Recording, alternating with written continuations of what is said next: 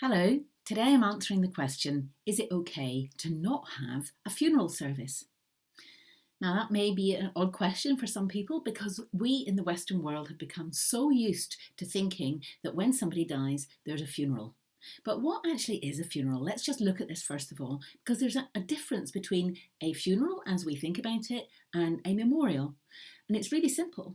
A funeral has a body in attendance and a memorial service doesn't. Sometimes people will have a funeral as well as a memorial service later on, maybe a year or 2 years later. But what do you do if you don't want to have a funeral service once you die, or somebody that you know has died and they have specified no funeral? This happened to me recently when my uncle died. I am his executor and I knew in advance that he was quite clear he did not want a funeral service. Not only that, he didn't want any notice going in the papers either about the end of his life. Now, what happened when I started to ring up his friends, there were no family members left, but his friends, to tell them about the death, was that I was not able to say, I will let you know when there will be a funeral.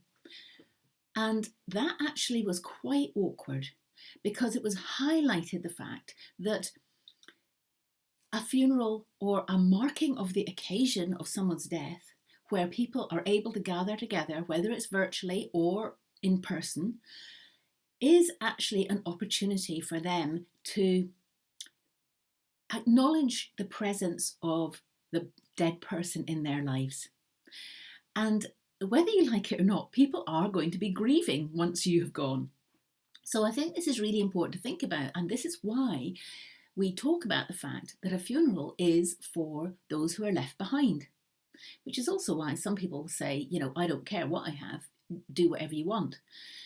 That's another subject as to whether that's a good idea to leave those instructions behind or not. But the fact is, at the moment, we're talking about whether it's okay to have a funeral service or not to have a funeral service.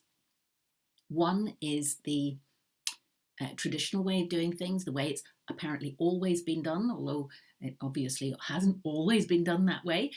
And the other is an alternative. And more these days, people are considering alternatives. But I want to address today why we have a funeral service at all. And the main reason is for the people left behind, not just the family. The family are going to probably have more access to the dead person's wishes and the sort of thing they wanted, and maybe will understand a bit more about why that person would make that decision. But the friends for whom a death has a big impact as well, they don't have access to all that information. So it's really important to think about those people. Think about the fact that the essence of a funeral is a ritual marking of the occasion of the end of your life. That's what it is, a ritual marking. So if you don't want to have a traditional funeral, that's fine, no problem. But is there a way that the essence of the end of your life could be marked in another way that would feel okay for you and that actually could provide to your friends and family either an occasion or an event or something like that? Again, whether it's virtual or not is irrelevant really these days, where it can be acknowledged that you have lived on this earth and that your physical presence is no longer here. Now, when you think about it, we mark major occasions in our lives all the time with rituals: baby showers, christenings, weddings, bar mitzvahs, all sorts of things. And we do it with a funeral as well. But these days, people are beginning to question why the whole traditional funeral industry is happening at all.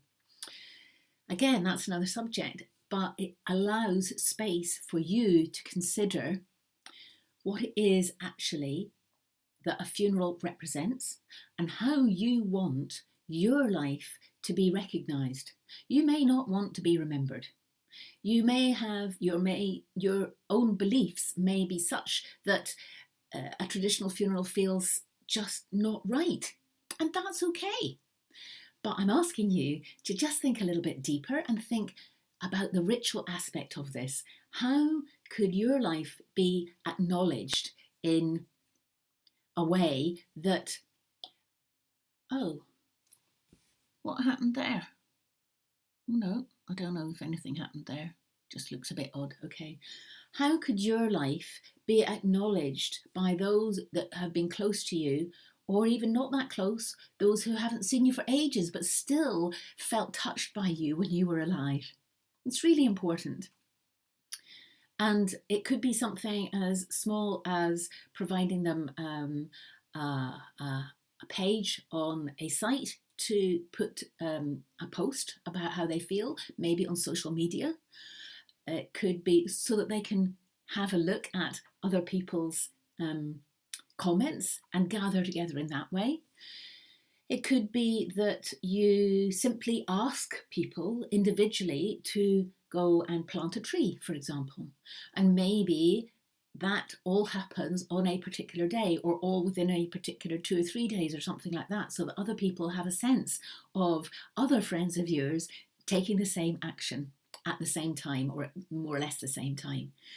So once you start to think about it and you open your mind up to what is the possibility, any kind of ritual, any kind of formal marking of the occasion is possible. Anything that you want, yeah? So that's the reasons why it's a really good idea to do this in some way. It doesn't have to be the traditional way, but to take control of it in a small way, and a way that honours you, but also honours your friend and family. That's really important.